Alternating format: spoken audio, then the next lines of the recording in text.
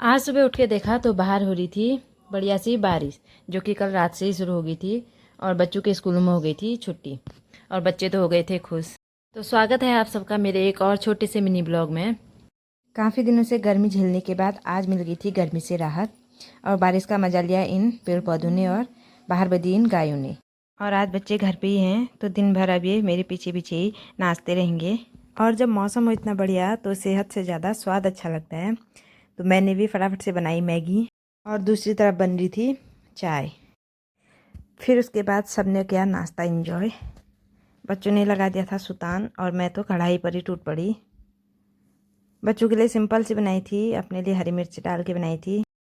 और खाते खाते ही दोनों बच्चों के बीच हो गया था घमासान युद्ध। फिर दोनों को चुप कराया और थोड़ी देर प्यार करने के बाद फिर से दोनों आपस में ही खेलने लग गए थे। बच्चों का ऐसे ही रहता है। फिर आ गई थी मैं गाय को खाना देने, जो कि बाहर बधी हुई थी। वैसे तो मैं जहाँ से दूध लाती हूँ वहीं गाय को जो भी खाना बचा हुआ होता है वहीं दे देती हूँ, लेकिन जब कभी अगल बगल में गाय बधी होती है तो फिर मैं वहीं पर गाय को खिला देती हूँ। और फिर थोड़ी देर बच्चे लग गए थे गाय के संग खेलने में। गाय को खिलाने के बाद फिर हम आ गए थे और फिर बच्चे बोल रहे थे कि मम्मा अब हमें छत पे जाना है, तो बच्चों को लेके मैं भी आ गई थी छत पे।